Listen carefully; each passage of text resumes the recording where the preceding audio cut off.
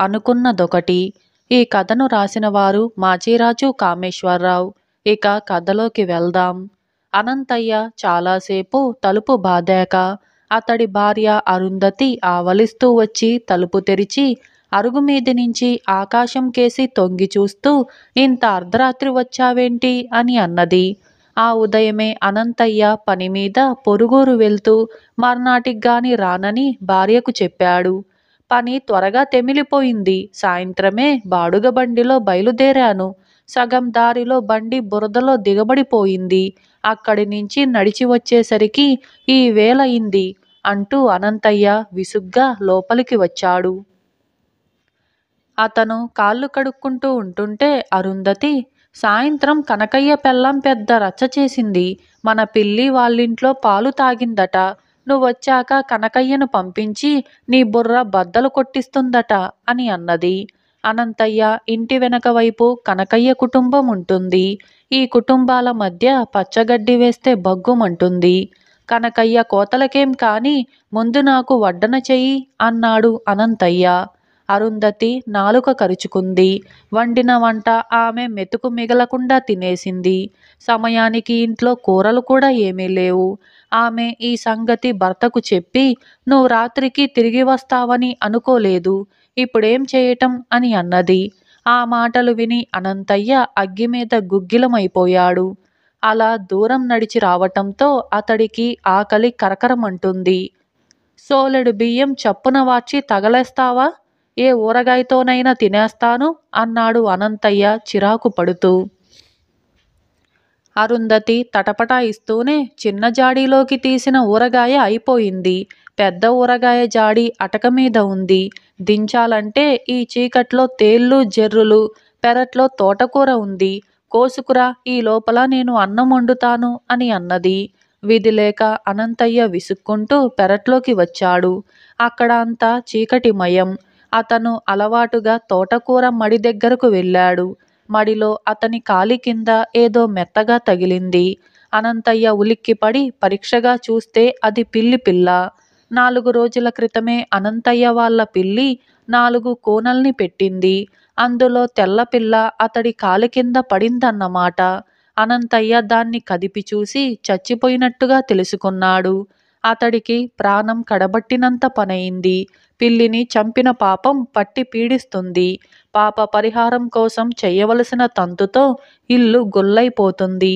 అరుంధతికి ఇలాంటి వాటిల్లో పట్టింపులు జాస్తి. గుట్టు చప్పుడు కాకుండా మడిలోనే దాన్ని పాతిపెట్టి గట్టిగా చంపలు వేసుకుంటే కొంతవరకు పాప పరిహారమైనా పోతుందని అనుకున్నాడు అనంతయ్య. అరుంధతి వంటగదిలో ఉంది. అనంతయ్య చప్పుడు కాకుండా తోటకూర మడిలో గుణపంతో గొయ్యి తవ్వి పిల్లి కూనను పాతిపెట్టి తోటకూర కోసుకొని ఇంట్లోకి వెళ్ళిపోయాడు. తోటకూర కొయ్యటానికి నీకింతసేపు పట్టింది?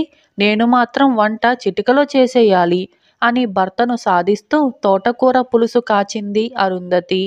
అయితే ఆ రాత్రివేళ పెరట్లో ఏదో శబ్దమైతే చూడవచ్చిన కనకయ్య భార్య చీకట్లో అనంతయ్య తోటకూర మడిలో తవ్వుతూ ఉండటం చూసి ఆశ్చర్యపోయి ఈ వార్త చెప్పేందుకు గదిలోకి వెళ్ళి భర్తను గట్టిగా తట్టి లేపింది.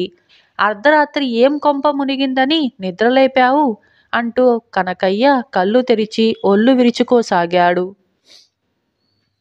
లేలే, మన కొంప నిండబోతుంది. అనంతయ్య తోటకూర మడి తవ్వి బంగారమో డబ్బో దాచిపెట్టాడు. ఊళ్ళో అసలే దొంగల భయం జాస్తిగా ఉంది కదా, అందుకే వాళ్ళు ఆ పని చేసుండొచ్చు అని భార్య భర్తను లేపి చెప్పింది. ఇదంతా వింటూనే అతను ఆశ్చర్యపోయాడు.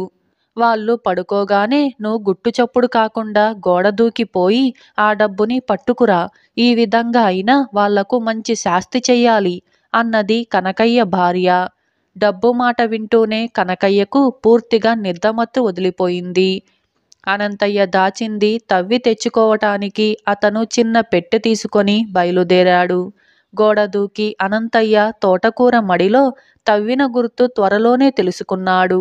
గుణపంతో ఆ స్థలాన్ని తిరగదోడబోతున్న కనకయ్య కంఠానికి చల్లగా ఏదో తగిలింది. అతను గట్టిగా ఉలిక్కిపడి తల ఎత్తి చూసేసరికి పక్కనే నల్లటి దుస్తుల్లో భయంకరంగా దొంగ ఒకడు కనిపించాడు. కష్టపడి గొయ్యి తవ్వి డబ్బుని దాచటానికి అవస్థపడుతున్నావెందుకు? ఆ పెట్టె నాకిచ్చి శుభ్రంగా చేతులు కడిగేసుకో అన్నాడు దొంగ కరుకుగా. దొంగను చూసి కనకయ్యకు కాళ్ళు చేతులు వాడకపోయినా బుర్ర మాత్రం చురుగ్గానే పనిచేస్తుంది. దొంగ ఈ ఇల్లు తనదని, తాను డబ్బు పాతిపెట్టబోతున్నానని అనుకుంటున్నాడు. ఈ అవకాశం ఉపయోగించుకొని దొంగ చేత అనంతయ్య ఇల్లు దోచుకోవాలనుకున్నాడు కనకయ్య. అతను మూత తెరిచి ఖాళీ పెట్టెను దొంగకు చూపుతూ, నా భార్య ఈ పెట్టె పట్టేంత గుంట తవ్వమంది. తన నగలన్నీ తెచ్చి ఇందులో వేస్తుందట. పోయి తలుపు తట్టి ఆమెను పిలిచి గొడవ చేయకుండా ఆ నగలేవో పట్టుకుపో, నన్ను మాత్రం ఏమీ చెయ్యకు అని అన్నాడు. నా గొంతు వింటే తలుపు తెరుస్తుందా? నీ పెళ్ళాన్ని నువ్వే పిలువు. ఆవిడ బయటికి వచ్చాక ఆ నగల సంగతేమిటో నేను చూసుకుంటాను అంటూ దొంగ కనకయ్య మెడ పట్టుకొని అతన్ని అనంతయ్య పెరటి గుమ్మం దగ్గరకు లాక్కుపోయాడు. ఇప్పుడు కనకయ్యకు దొంగ భయం పోయి మహా సంతోషంగా ఉంది. అతను పెద్దగా గొంతెత్తి, అరుంధతి త్వరగా రా అంటూ కేకపెట్టాడు. తలుపు తెరవగానే అతను భార్యకు ఏమైనా సైగలు చేస్తాడేమో అని అనుమానించి దొంగ కనకయ్యను పెడగా తోసి తాను తలుపు దగ్గరగా నిలబడ్డాడు. కనకయ్య మరొకసారి అరుంధతి అంటూ గట్టిగా కేక వేశాడు. ఆ కేకకు అరుంధతికి మెలకువ రాలేదు కానీ అనంతయ్య నిద్రలేచాడు. అర్ధరాత్రి ఎవరో కేక వేయటం విని అతడికి పట్టరాని కోపం వచ్చింది. హఠాత్తుగా అతడికి కనకయ్య భార్య తన భర్త చేత బుర్ర బద్దలు కొట్టిస్తానన్న మాట కూడా గుర్తుకొచ్చింది. అనంతయ్య పళ్ళు కొరుకుతూ దుడ్డుకర్ర తీసుకొని చప్పుడు కాకుండా పెరటి తలుపు తెరిచి ఏం జరుగుతుందో దొంగ ఊహించే లోపలే అతన్ని కనకయ్య అనుకొని దుడ్డుకర్రతో తల మీద బలంగా కొట్టాడు. దొంగ కుయ్యమని కూడా అనకుండా కుప్పకూలిపోయాడు. కనకయ్య ఆ దెబ్బ తన నెత్తిన పడినంతగా అదిరిపడ్డాడు. కోపం వస్తే అనంతయ్య ఎంతటి సాహసానికైనా వెనకాడడని అతడికి తెలిసిపోయింది. అలాంటి వాడితో గిల్లి కజ్జాల కన్నా స్నేహంగా ఉండటం తనకు క్షేమం. కనకయ్య ఇలా ఆలోచించి లేని సంతోషాన్ని కనబరుస్తూ, బేష్ అనంతయ్య, గజదొంగ అంతటి వాణ్ణి ఒక్క దెబ్బతో మట్టి కరిపించావు. నీకు గ్రామాధికారి నుంచి పెద్ద బహుమానం రాకమానదు అని అన్నాడు. అనంతయ్య ఈసారి దుడ్డుకర్రను కనకయ్యకేసి గురిచేసి, ఈ వెకిలి కబుర్లలా ఉంచు, ముందు నేనడిగేదానికి జవాబు చెప్పు.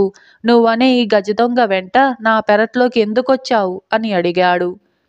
కనకయ్య వణికిపోతూ జరిగిందంతా అనంతయ్యకు చెప్పి, ఇలా ఎందుకు చేశావని అడక్కు, దీన్నే బుద్ధి గడ్డి తినటం అంటారు. నన్ను క్షమించు, ఈనాటి నుంచి పాత రోజులు మర్చిపోదాం అని అన్నాడు.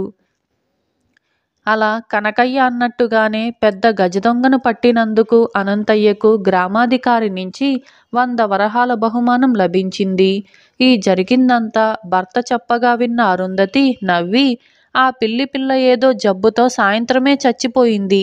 తెల్లవారి పని మనిషి చేత గొయ్యి తవ్వించి పాతిద్దామనుకున్నాను. దానివల్లనే నీకు బహుమానం దక్కింది. శత్రువు మిత్రుడయ్యాడు. మరి చచ్చిన పిల్లిని ఖననం చేసిన పుణ్యం ఉట్టినే పోతుందా అని అన్నది. ఇలా అనుకున్నదొకటి అని ఈ కథ సమాప్తమైంది. అలాగే మరొక కథ తెలివైన వాడు. ఇది బేతాళ కథ. ఇక కథలోకి వెళ్దాం. పట్టు వదలని విక్రమార్కుడు చెట్టు వద్దకు తిరిగి వెళ్ళి చెట్టుపై నుంచి శవాన్ని దించి భుజాన వేసుకొని ఎప్పటిలాగే మౌనంగా శ్మశానం కేసి నడవసాగాడు. అప్పుడు శవంలోని బేతాళుడు, రాజా, నువ్వు ఎవరి కోసం ఇంతగా శ్రమల పాలవుతున్నావో తెలియదు. ధన సంపాదన విషయంలో మనుషుల మధ్య విపరీతమైన పోటీలు జరగటం, శత్రువులు కావటం ఆశ్చర్యం కాదు. కానీ తెలివితేటల్లో ఎవరు మిన్నా అనే సమస్య కారణంగా శత్రువులైన ఇద్దరి వింత కథ చెబుతాను. శ్రమ తెలియకుండా విను అంటూ ఇలా చెప్పసాగాడు. కోసల దేశంలోని మాతంగ నగరం సుప్రసిద్ధమైన వర్తక కేంద్రం. ఆ నగరంలో సుధాకరుడు అనే వర్తక ప్రముఖుడు ఉండేవాడు. తెలివితేటల్లో ఎవరైనా ఈయన తర్వాతనే అని చెప్పుకునేవారు. ఆయనది సుగంధ ద్రవ్యాల వ్యాపారం. నగరంలో ఆయనొక్కడే ఈ వ్యాపారం చేసేవాడు. ఇలా ఉండగా ఆ నగరానికి సారంగుడనేవాడు వచ్చి సుగంధ ద్రవ్యాల వ్యాపారాన్ని ప్రారంభించి కొద్ది కాలంలోనే మంచి లాభాలను సంపాదించాడు. అతడి పోటీ మూలంగా సుధాకరుడి వ్యాపారం కొద్దిగా దెబ్బతిన్నది. అయితే సుధాకరుడు మాత్రం ఎన్నడూ సారంగుడిని లెక్క చేయలేదు. అతడితో పరిచయానికి కూడా ప్రయత్నించలేదు. ప్రతి సంవత్సరం అరబ్బు దేశాల నుంచి కొందరు వర్తకులు వచ్చి సుధాకరుడి వద్ద భారీ ఎత్తున సుగంధ ద్రవ్యాలు కొనుక్కొని వెళ్ళేవారు. ఇలా ఈ వర్తకుల వల్ల సుధాకరుడికి రెండు విధాలుగా గిట్టుబాటయ్యేది. ఒకేసారి ఎక్కువ సరుకు అమ్ముడు కావటము, అధిక లాభాలు. ఈ సంవత్సరము ఆ పెద్ద బేరాన్ని ఎలాగైనా సరే తను సంపాదించాలన్న దృఢ నిశ్చయంలో ఉన్నాడు సారంగుడు. సుధాకరుడి కంటే తక్కువ ధర చెప్పి పెద్ద ఎత్తున ఎక్కువ సరుకు అమ్ముకోవాలని అనుకున్నాడతను. కొద్ది రోజుల్లోనే అరబ్బీ వర్తకులు వస్తున్నట్టుగా అతనికి వార్త అందింది. ఒక రోజున వృద్ధుడొకడు సారంగుణ్ణి కలుసుకొని, నీ మేలు కోరి చెబుతున్నాను. సుధాకరుడితో పోటీపడి నువ్వు సుగంధ ద్రవ్యాల ధర తగ్గించకు. అందువల్ల నువ్వు సుధాకరుడే కాక మన దేశం కూడా నష్టపోతుంది. సుధాకరుడు మంచి మనిషి. మీరిద్దరూ కలిసి మాట్లాడుకొని వచ్చే అరబ్బు వర్తకులకు చెరిసగం సరుకు అమ్మటం ఇద్దరికీ శ్రేయస్కరం అని అన్నాడు. ఇందుకు సారంగుడు నవ్వి, నిన్ను సుధాకరుడు పంపాడా? ఆయనకు తన తెలివితేటల మీద గురి తప్పి నా తెలివితేటలకు భయపడుతున్నాడన్నమాట అని అన్నాడు. ఆ జవాబుకు వృద్ధుడు శాంతంగా, వెర్రివాడ, తెలివితేటల్లో సుధాకరుడికి సాటి వచ్చే వాళ్ళెవరూ లేరు. ఒకవేళ నీ మూలంగా అరబ్బీ వర్తకుల బేరం ఆయనకు దక్కలేదనుకో, అప్పుడు కూడా జనం నీ తెలివితేటలను మెచ్చుకోరు. సుధాకరుడు తనకు తానై నిన్ను మెచ్చుకుంటే తప్ప ఈ నగరంలోని వారెవరూ నీ తెలివితేటల్ని గుర్తించరు అని అన్నాడు. సుధాకరుడికి ఆ నగరంలో ఉన్న పేరు ప్రఖ్యాతల్ని గురించి సారంగుడికి తెలుసు. సారంగుడికి తాను చాలా తెలివైన వాడినని గట్టి నమ్మకం. సుధాకరుడి కంటే గొప్పవాడిననిపించుకోవటం కోసమే అతడు సుగంధ ద్రవ్యాల వ్యాపారాన్ని ప్రారంభించాడు. ఏం చేస్తే నన్ను ఆ సుధాకరుడు తెలివైన వాడినని ఒప్పుకుంటాడు అని అడిగాడు సారంగుడు వృద్ధుణ్ణి. ఎంత తెలివిగలవాడైనా సుధాకరుడికి చేతకాని పనులు కూడా ఉన్నాయి. అవి చేసిన వాడిని ఆయన మెచ్చుకోగలడని అంటారు. నువ్వు ఒక్కసారి ఆయన్ను కలుసుకొని మాట్లాడరాదా అన్నాడు వృద్ధుడు. కుతూహలం కొద్దీ సారంగుడు సుధాకరుణ్ణి కలుసుకొని, తెలివితేటల్లో మీరెక్కువ నేనెక్కువ తెలుసుకోవాలని అనుకుంటున్నాను. మీరు చెయ్యలేని పనేదైనా ఉంటే చెప్పండి, నేను చేస్తాను అని అన్నాడు. సుధాకరుడు సారంగుణ్ణి ఆప్యాయంగా ఆదరించి, నేను చెయ్యలేని పనులు చాలా ఉన్నాయి. వాటిలో కొన్ని నువ్వు చెయ్యగలవు. అయితే నేను నువ్వు కూడా చెయ్యలేని పని ఒకటుంది. అది స్రవంతి నగరంలోని ముత్యగుప్తుడి ఇంటి నుంచి పచ్చలహారం తీసుకురావటం అని అన్నాడు. తీసుకురావటం అంటే ఎలా? కొని తేవచ్చా? లేక దొంగతనం చెయ్యాలా అని అడిగాడు సారంగుడు. ఎలాగైనా నాకు అభ్యంతరం లేదు అన్నాడు సుధాకరుడు. ఆ పచ్చలహారం తెస్తానని బయలుదేరాడు సారంగుడు. 2 రోజుల ప్రయాణం తరువాత అతడు స్రవంతి నగరం చేరాడు. అక్కడి ప్రముఖ వర్తకులని ఎందరిని అడిగినా వాళ్ళు ముత్యగుప్తుడి ఆచూకీ చెప్పలేకపోయారు. చివరకు ఒక వర్తకుడు సారంగుడు సుధాకరుడు పంపగా వచ్చాడని తెలుసుకొని, ముత్యగుప్తుడనే ఒక మనిషి శివాలయం పక్క ఇంటిలో ఉంటున్నాడు. అతడు సుధాకరుడికి దూరపు బంధువు అనుకుంటాను అని అన్నాడు. సారంగుడు ముత్యగుప్తుడి ఇంటికి వెళ్ళి నిరాశ చెందాడు. ఆ ఇంట దారిద్ర్యం విలయతాండవం చేస్తుంది. అటువంటి చోట పచ్చలహారం ఎలా దొరుకుతుంది? నాకు అయిన వాళ్ళంతా ఉన్నవాళ్లే. కానీ నేను విరాగిని. అక్కడ ఇక్కడ భోజనం చేసి పడుకునేందుకు ఇంటికి వస్తుంటాను అన్నాడు ముత్యగుప్తుడు. సారంగుడు ఆయన్ని పచ్చలహారం గురించి అడిగాడు. ఈ ఇంట్లో నీకు ఏది కావాలన్నా తీసుకుపో, నాకు అభ్యంతరం లేదు అన్నాడు ముత్యగుప్తుడు. సారంగుడు నగరంలో 2 రోజులు గడిపి ముత్యగుప్తుడి వద్ద పచ్చలహారం లేదని, అతడు దాన్ని ఎక్కడా దాచలేదని రూఢీ చేసుకున్నాడు. అతడు చిరాకు పడుతూ తిరుగు ప్రయాణమై 2 రోజుల్లో మాతంగ నగరం చేరుకొని సుధాకరుడి దగ్గరకు పోయి, మీరు నాకు అబద్ధం చెప్పారు. ముత్యగుప్తుడు కటిక దరిద్రుడు. అతడి దగ్గర పచ్చలహారం కాదు కదా, రుద్రాక్ష మాల కూడా లేదు. లేని వస్తువును నేనెలా తెచ్చేది అని అన్నాడు. నేను అబద్ధం ఆడలేదు. ముత్యగుప్తుడి ఇంటి నుంచి పచ్చలహారం తీసుకురమ్మన్నాను, కానీ అతడికి పచ్చలహారం ఉన్నదని నేను చెప్పలేదు కదా అన్నాడు సుధాకరుడు. లేని వస్తువును తీసుకురావటం ఎంత తెలివైన వారికి సాధ్యపడదని మీకు తెలియదా అన్నాడు సారంగుడు. తెలుసు, కానీ నాకు సాధ్యపడని పని చెయ్యాలని నువ్వు కుతూహలపడుతూ ఉంటే చెప్పాను అంతే అన్నాడు సుధాకరుడు. మీ చమత్కారంతో ఎంతో విలువైన నా కాలాన్ని వృధా చేశారు అనవసరంగా అన్నాడు సారంగుడు. నీ కాలం వృధా చేసిన మాట నిజమే, కానీ అనవసరమని మాత్రం మనకు. నువ్విక్కడ లేని సమయంలో అరబ్బీ వర్తకులతో నా వ్యాపారం పూర్తయింది కదా అన్నాడు సుధాకరుడు. సారంగుడు రెండు చేతులతో తలపట్టుకొని, మీ తెలివితేటలు అమోఘం, నేను చిత్తుగా ఓడిపోయాను అని అన్నాడు. తెలివితేటల సంగతి ఎలా ఉన్నా కావాలనుకుంటే నేను చెయ్యలేని పని నువ్వు ఇప్పుడే చేయగలవు అన్నాడు సుధాకరుడు నవ్వుతూ. ఏమిటది అన్నాడు సారంగుడు ఆశ్చర్యపోతూ. నా కూతుర్ని పెళ్లి చేసుకోవటం అన్నాడు సుధాకరుడు. ఈ మాటలకు సారంగుడు మరింతగా ఆశ్చర్యపోయాడు. బేతాళుడు ఈ కథ చెప్పి, రాజా, సుధాకరుడు అన్నట్టు నిజంగా సారంగుడు ఆయన కన్నా తెలివైన వాడైతే పచ్చలహారం పేరుతో సుధాకరుడు పన్నిన వలలో ఎందుకు పడ్డాడు? దాన్ని ముందుగానే ఎందుకు గ్రహించలేకపోయాడు? అటువంటి వాణ్ణి అల్లుడుగా చేసుకోవటం తెలివి తక్కువతనం అనిపించుకోదా? ఈ సందేహానికి సమాధానం తెలిసి కూడా చెప్పలేకపోయావో నీ తల పగులుతుంది అని అన్నాడు. దానికి విక్రమార్కుడు, సుధాకరుడు సారంగుణ్ణి తన అల్లుడుగా చేసుకోదలచటంలో చాలా వివేకం కనబరిచాడన్న దాంట్లో సందేహం లేదు. తెలివితేటల్లో సారంగుడు తనకేమీ తీసిపోడని గ్రహించటం వల్లనే సుధాకరుడు పచ్చలహారం మిషతో అతన్ని నగరం వదిలేలా చేశాడు. అటువంటి యువకుడు తన అల్లుడైతే వ్యాపారాన్ని మరింత సమర్థవంతంగా నడుపుతూ తన తదనంతరం కూడా అది తన కుటుంబీకులకే స్థిరపడేలా చేయగలడని సుధాకరుడి నమ్మకం. ఇక సారంగుడిలో ఉన్న ముఖ్యమైనటువంటి లోపం మాట, ఎవరైనా సరే తన తెలివితేటల్ని తన బ్రతుకు తెరువుకు ఉపయోగించుకున్నంత కాలం నష్టం లేదు. కానీ ఎదుటివారి కన్నా అధికున్ననిపించుకోవాలన్న ఆశ పుట్టినప్పుడే మనిషి తెలివితేటలు నశించి తప్పటడుగు వేస్తాడు. తెలివైన వాడెప్పుడూ కార్యసాధనకే తప్ప ఇతరులపై ఆధిక్యత కోసం ప్రయత్నించకూడదు. సారంగుడు ఇలాంటి పొరపాటు చేయటం వల్లనే సుధాకరుడి చేతిలో ఓడిపోయాడు అని అన్నాడు. రాజుకు ఈ విధంగా మౌనభంగం కలగగానే బేతాళుడు శవంతో సహా మాయమై తిరిగి చెట్టెక్కాడు. ఇలా తెలివైన వాడు అనే ఈ కథ సమాప్తమైంది. ఊరగాయ దొంగ. ఈ కథను రాసిన వారు వి అనంతరావు. ఇక కథలోకి వెళ్దాం. ఒక గ్రామంలో ఒక బడిపంతులు ఉండేవాడు. ఆయన గ్రామంలోని పిల్లలందరికీ చదువు చెప్పేవాడు. గ్రామస్తులు తమకు తోచింది తృణమో ఫణమో ఇస్తూనే ఉండేవారు. కానీ దానితో పండితుడు దరిద్రం తీరేది కాదు. ఎందుకంటే ఆయనకు గర్భదరిద్రంతో పాటు గంపెడు పిల్లలు.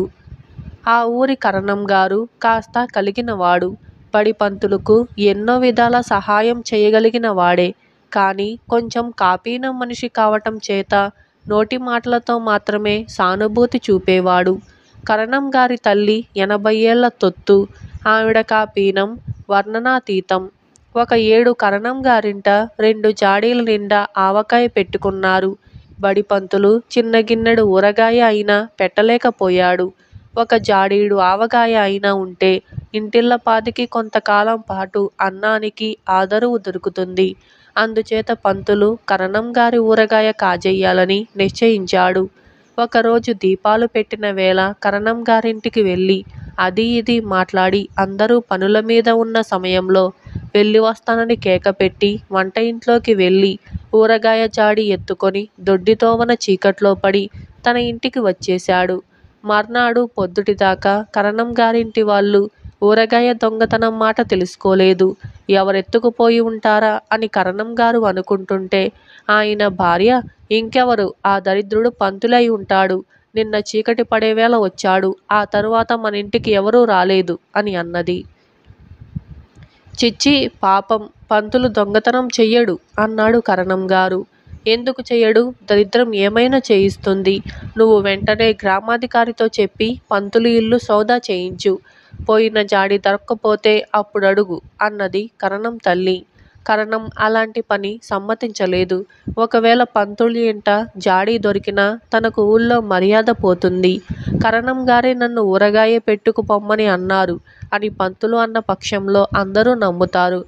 ఎందుచేతనంటే పంతులంటే తనకు ఎంతో అభిమానం ఉన్నట్టు ఊరందరికీ కరణం కనబరుస్తూ వస్తున్నాడు. పంతులు ఇల్లు సౌదా చేయించటం పరువు నష్టం. ఊరగాయ జాడి పోతే పోయిందిలే అన్నాడు కరణం. అదేం మాట, ఇవాళ ఇదయింది, రేపింకొకటవుతుంది. ఈ దొంగతనం ఏదో విధంగా రుజువు చెయ్యాల్సిందే. నేనొక ఉపాయం చెబుతాను. మనం 1 రోజుల పాటు తీర్థయాత్రల మీద పోతున్నామని చెప్పి మన భోషానం పంతులింట ఉంచు. ఆ భోషానంలో నేను కూర్చుంటా. నువ్వు సాయంత్రం వచ్చి ప్రయాణం మానుకున్నామని చెప్పి భోషణాన్ని మళ్ళీ ఇంటికి తీసుకురా. ఈ లోపల నేను వాళ్ళ దొంగతనాన్ని ఆరా తీస్తా అన్నది కరణం గారి తల్లి. కరణానికి ఇదంతా బాగాలేకపోయినా విధిలేక ఒప్పుకున్నాడు. తల్లికి సొంత ఆస్తి చాలా ఉన్నది. అదంతా తన పిల్లలకే దక్కాలన్న ఆశతో కరణం ఆవిడ మాట బాగా సాగనిస్తూ ఉండేవాడు. మర్నాడు ఉదయం కరణం బడి పంతులును పిలిపించి, పంతులు, మేము తీర్థయాత్రలకు బయలుదేరుతున్నాం. మా ఇంట్లో ఉండే వెండి బంగారాలన్నీ ఒక భోషానంలో పెట్టి 1 నెల రోజుల పాటు మీ ఇంట్లో ఉంచుతాం. అభ్యంతరం లేదు కదా అని అన్నాడు. మహారాజుగా ఉంచండి అన్నాడు పంతులు. ముసలిదాన్ని భోషానంలో ఉంచి భోషానాన్ని పంతులు ఇంటికి మోయించుకొచ్చి కరణం వెళ్ళిపోయాడు. తినటానికని ముసలిది మినపరొట్టె తెచ్చుకున్నది. మిట్ట మధ్యాహ్నం వేళ పంతులు పిల్లలు, అమ్మా అన్నం పెట్టు అని అన్నారు. భోషానంలో ఉన్న ముసలిది మినపరొట్టె తీసి తినసాగింది. ముసలిదానికి పళ్ళు లేవు. రొట్టె దిగమింగటానికి నీళ్లు లేవు. అందుచేత రొట్టెను నీటిలో కొంచెం సేపు ఉంచుకొని నానినాక తిందామని ముసలిది ప్రయత్నం చేస్తున్నది. ఇంతలో పిల్లలు, అమ్మ, కరణం గారి ఆవకాయ వెయ్యవు అని కేకలు పెట్టసాగారు. ఆ మాటలు విన్న ఉద్రేకంలో, దొరికారర్రా దొంగముండ కొడుకుల్లారా అనుకొని ఆవేశం తెచ్చుకొని కరణం గారి తల్లి తన నోట్లో ఉన్న రొట్టె ముక్కను గొంతులోకి పోనిచ్చింది. అది కాస్త గొంతుకు అడ్డం పడింది. ముసలిదానికి ఊపిరందక కొద్దిసేపట్లోనే చచ్చిపోయింది. ఆ సాయంకాలం కరణం గారు పంతులు ఇంటికి మనుషులను పంపాడు.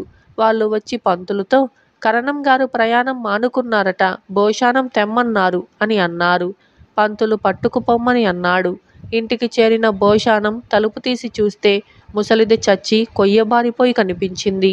కరణం కంగారు పడి పంతులుకు కబురు చేశాడు. ప్రతిదానికి పంతులు సలహా తీసుకోవటం ఆయనకు అలవాటే. పంతులు వచ్చాక, చూడు పంతులు, మా అమ్మ అకస్మాత్తుగా చచ్చిపోయింది. ఒక రోగము రొష్టైనా లేదు. ఈ సంగతి ఊళ్ళో తెలిస్తే ఆవిడ డబ్బు కోసం నేనే చంపానంటారు. ఈ శవం మాయం చేసే ఉపాయం ఏదైనా నువ్వే చూసి నా పరువు కాపాడాలి. 3వ కంటివాడికి తెలియకూడదు అని అన్నాడు. మీరు డబ్బుకు వెనకాడకుండా ఉంటే అంతా సరి అవుతుంది. మీరేమీ భయపడకండి అన్నాడు పంతులు. కరణానికి ధైర్యం వచ్చింది. ఒక 100 రూపాయలు పంతులు చేతిలో పెట్టాడు. పంతులు ముసలిదాని శవాన్ని భుజాన వేసుకొని పైన గుడ్డ కప్పి ఊరికి దూరంగా ఉన్న ఏట్లో పారేద్దామని బయలుదేరాడు. పొరుగురి జమీందారు ఎక్కడి నుంచో పొద్దుపోయి తన గుర్రపు బండి మీద స్వగ్రామానికి పోతూ పంతులు నడిపే రహదారి వెంట వస్తున్నాడు. పంతులు కంగారు పడ్డట్టు అటూ ఇటూ పరిగెత్తి గుర్రపు బండి దగ్గరికి వచ్చాక ముసలిదాన్ని గుర్రాల ముందు జార విడిచాడు. బండి ఆగిపోయింది. జమీందారు దిగాడు. అయ్యో అమ్మా, నీకప్పుడే 100 నిండాయా అంటూ పంతులు శవం మీది ఉన్న గుడ్డ తీసి శోకాలు ప్రారంభించాడు. ఏమయ్యా, అంత అవివేకమా? బండిని తప్పుకోవటం కూడా చేతకాదా? ఇందా ఈ డబ్బు ఉంచు అంటూ జమీందారు పంతులకు డబ్బు సంచి ఇచ్చి బండి ఎక్కి ముందుకు వెళ్ళిపోయాడు. తరువాత పంతులు కరణం తల్లి శవాన్ని ఏటికి తీసుకుపోయి ప్రవాహంలో పారేసి అర్ధరాత్రి కల్లా ఇల్లు చేరుకున్నాడు. ఇలా ఊరగాయ దొంగ అనే ఈ కథ సమాప్తమైంది. ఈ కథను రాసిన వారు వి. అనంతరావు. అలాగే మరొక కథ నక్క తీర్పు. ఇవాళ తాతయ్య మామిడి పళ్ళు తెచ్చాడు. అమ్మ వాటిని కోసి ముక్కలు పిల్లలకు పంచింది. తనకు చిన్న ముక్క వచ్చిందని ఒకరు, టెంక కావాలని మరొకరు, ఇలా పిల్లలు పేచీలు పడసాగారు. ఏమర్రా, నీకు కొంచెం బుద్ధి లేదా? మీకన్నా ఆ కథలో నీటి పిల్లులు నయం కదరా అని అన్నాడు తాతయ్య. పిల్లలు మామిడి ముక్కల గొడవ మరిచిపోతూ తాతయ్య చుట్టూ చేరి, ఏం కథ తాతయ్య?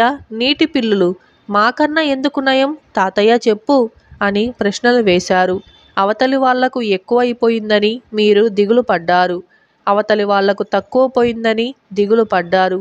అదే తేడా మీకు వాటికి ఉన్నాయి. నీటి పిల్లులు మామిడి పళ్ళు పంచుకున్నాయా తాతయ్య? నువ్వు చెప్పేది అర్థం కాలేదు. కథ పూర్తిగా చెప్పు తాతయ్య అని పిల్లలు తాతయ్యను వేధించారు. అయితే గొడవ పెట్టకుండా బుద్ధిగా కూర్చొని వినండి అంటూ తాతయ్య ప్రారంభించాడు. టిబెట్టు అని ఒక దేశం ఉంది. ఆ దేశంలో ఒక నది ఉంది. ఆ నది ఒడ్డున 2 నీటి పిల్లులు నివసించేవి. అవి ఎంతో స్నేహంగా ఉంటూ అవసరమైనప్పుడల్లా ఒకదానికొకటి సహాయం చేసుకుంటూ ఉండేవి. నదిలో చేపలుంటాయి కదా, అవి నీటి పిల్లులకు ముఖ్యమైన ఆహారం. నీటి పిల్లి చేపను ఎలా పడుతుందంటే నదిలోకి దిగి చేపలను వెన్నంటి ఈదుతూ పోయి వాటిని ఒడ్డుకేసి తరుముతుంది. ఒడ్డున పడ్డ చేపను తినేస్తుంది. కానీ చేపలను పట్టుకొని ఇంటికి తీసుకుపోవాలంటే కష్టం. ఎందుచేతనంటే నీటి పిల్లి ఒక చేపను ఒడ్డుకు తరిమి ఇంకో చేప కోసం వచ్చేసరికి మొదటి చేప ఎగిరి మళ్ళీ నీటిలోకి దూకి తప్పించుకుపోతుంది. ప్రతి చేప కోసము నీటి పిల్లి ఒడ్డుకెక్కి దాన్ని చంపి తిరిగి నీటిలోకి దిగాలంటే చాలా కష్టం. ఈ బాధ నీటి పిల్లులకు రెండిటికీ కలిగింది. అందుచేత అవి ఏం చేశాయంటే రెండూ కలిసి చేపలను పట్టుకుందామనుకున్నాయి. చేపలను ఒడ్డుకు తరమటం ఒక నీటి పిల్లి పని, ఒడ్డున పడ్డ చేపను చంపటం రెండవ నీటి పిల్లి పని. ఇలా నీటి పిల్లులు ఒకటి నీటిలోనూ ఒకటి ఒడ్డున పనిచేసి బోలెడన్ని చేపలను పట్టుకోగలిగాయి. ఇక వాటిని 2 నీటి పిల్లులు పంచుకోవటమే తరువాయి. అన్నా, చేపలను 2 కుప్పలు చెయ్యి అన్నది ఒడ్డున పనిచేసిన నీటి పిల్లి. నీటిలో పనిచేసిన నీటి పిల్లి చేపలను విభజించటానికి సంకోచించింది. తాను పొరపాటున రెండవ దానికి తక్కువ భాగం ఇచ్చి అన్యాయం చేస్తానేమోనని దాని భయం. అందుచేత అది రెండో నీటి పిల్లితో, అన్నా నువ్వే పంచు అని అన్నది. దానికి అదే భయం. 2 నీటి పిల్లులు ఒకరినొకరు అన్యాయం చేసుకుంటామేమోనన్న భయంతో ఏమీ చెయ్యక చేపలను మధ్య పెట్టుకొని దిగులుగా కూర్చున్నాయి. ఇంతలో అటుగా ముకురుడు అనే నక్క వచ్చి చేపలను చూసింది. దానికి పొద్దుటి నుంచి అరణ్యంలో ఎంత వెతికినా ఆహారం దొరకలేదు. ఆకలితో అది నకనకలాడిపోతుంది. అది తనలో అబ్బో ఎన్ని చేపలో అనుకొని నీటి పిల్లులతో, ఏమర్రా అల్లుళ్ళు అలా విచారంగా ఉన్నారేంటి అని అడిగింది. ఈ చేపలను మేం పట్టుకున్నాం, కానీ వాటిని పంచుకోవటంలో ఒకరికొకరం అన్యాయం చేసుకుంటామేమోనని భయపడుతున్నాం అన్నాయి నీటి పిల్లులు. మీకీ చేపలను న్యాయంగా నేను పంచనా అన్నది నక్క. నీటి పిల్లులు తమకు వచ్చిన చిక్కు తొలగిపోయిందనుకొని సరేనన్నాయి. నక్క ఒక నీటి పిల్లిని అవతలకు తీసుకుపోయి, చేపలను పట్టడంలో నువ్వు నిజానికి చేసిందేమిటి? అంతా రెండో నీటి పిల్లే చేసింది. అది నీటిలోకి వెళ్ళి ప్రవాహానికి తట్టుకుంటూ చేపలను ఒడ్డుకు ఎంతో నేర్పుగా తరిమింది. ఒడ్డున పడ్డ చేపలను చంపడం తప్ప నువ్వేమీ చేయలేవు. న్యాయంగా నీకు రావలసిన వాటా చాలా కొద్ది అని అన్నది.